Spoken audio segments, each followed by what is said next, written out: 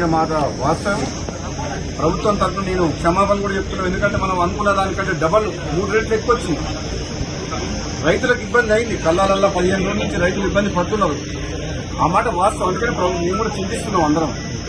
Definite గా రైతుల కోసం ఈ ప్రభుత్వం ఎప్పుడు కూడా రాత్రింబాలు కష్టపడి రైతులకు అన్ని రకాలుగా సపోర్ట్ గా ఉండాలన్న ఉద్దేశంతో పనిచేస్తుంది. కాబట్టి రాబోయే 10 రోజుల్లో కంప్లీట్ గా ధాన్యం సేకరణ కంప్లీట్ చేస్తామని చెప్పి నేను కూడా మాటిస్తున్నా. ప్రత్యక్షంగా నేను కూడా ఈ గోడౌన్ హ్యాండ్ ఓవర్ చేసుకుంటానికి అధికారులతో మాట్లాడి గోడౌన్ ఓనర్ ఒప్పుకోకున్నా సరే బలవంతంగా నోటీస్ ఇచ్చి తీసుకోవడం జరిగింది.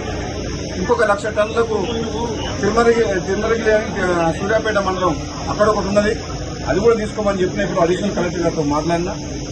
వచ్చే 10 రోజుల్లో ఈ ధాన్యం సేకరణ ఎప్పుడు ఇంత ప్రాబ్లం రాలే, ఈసారి వచ్చింది ప్రాబ్లం. ఈసారి దిగుబడి ఎక్కువ రావడం వల్ల, కాబట్టి వివిధ కారణాల వల్ల ఆలస్యం అయింది. మా రైతు సోదరులందరూ కూడా దీన్ని పరిస్థితిని అర్థం చేసుకుని సహకరించాలని చెప్పేసి ప్రతిపక్ష పార్టీల అందరికీ కూడా నా విన్నపం ఏంటంటే, ఆలస్యమైన వాటి వాస్తవం. మీరు కూడా ప్రజల పక్షాన చాలా సందర్భాల్లో మీడియా ద్వారా కానీ రైతుల పక్షాన మీరందరూ కూడా మీ పాత్ర పోషించిండ్రు.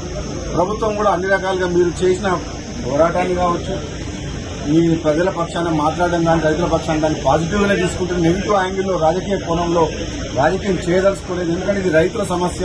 రైతులను కాపాడుకొని వాళ్లకు అండగా ఉండాల్సిన ప్రభుత్వం, ప్రతిపక్షాలు అన్ని పక్షాలు అన్ని పార్టీల వారు సహకరిస్తే నెక్స్ట్ 10 days లో కంప్లీట్ చేస్తామని చెప్పి నేను మీడియా ద్వారా రైతులకు ప్రజలందరికీ కూడా తెలియజేస్తున్నాను. Thank you.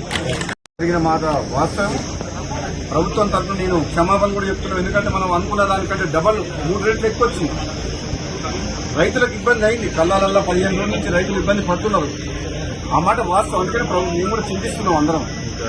డెఫినెట్ గా రైతుల కోసం ఈ ప్రభుత్వం ఎప్పుడు కూడా రాత్రింబాలు కష్టపడి రైతులకు అన్ని రకాలుగా సపోర్ట్ గా ఉండాలన్న ఉద్దేశంతో పనిచేస్తుంది. కాబట్టి రాబోయే 10 రోజుల్లో కంప్లీట్ గా ధాన్యం సేకరణ కంప్లీట్ చేస్తామని చెప్పి నేను కూడా మాటిస్తున్నా. ప్రత్యక్షంగా నేను కూడా ఈ గోడౌన్ హ్యాండ్ ఓవర్ చేసుకుంటానికి అధికారులతో మాట్లాడి గోడౌన్ ఓనర్ ఒప్పుకోకున్నా సరే బలవంతంగా నోటీస్ ఇచ్చి తీసుకోవడం జరిగింది. ఇంకొక 1,00,000 టన్నులకు తిరుమలగిరి సూర్యాపేట మండలం అక్కడ ఒకటి ఉన్నది, అది కూడా తీసుకోమని చెప్పిన ఇప్పుడు అడిషనల్ కలెక్టర్ గారితో మాట్లాడినా. వచ్చే 10 రోజుల్లో ఈ ధాన్యం సేకరణ ఎప్పుడు ఇంత ప్రాబ్లం రాలే, ఈసారి వచ్చింది ప్రాబ్లం. ఈసారి దిగుబడి ఎక్కువ రావడం వల్ల, కాబట్టి వివిధ కారణాల వల్ల ఆలస్యం అయింది. మా రైతు సోదరులందరూ కూడా దీన్ని పరిస్థితిని అర్థం చేసుకుని సహకరించాలని చెప్పేసి ప్రతిపక్ష పార్టీల అందరికీ కూడా నా విన్నపం ఏంటంటే, ఆలస్యమైన వాటి వాస్తవం.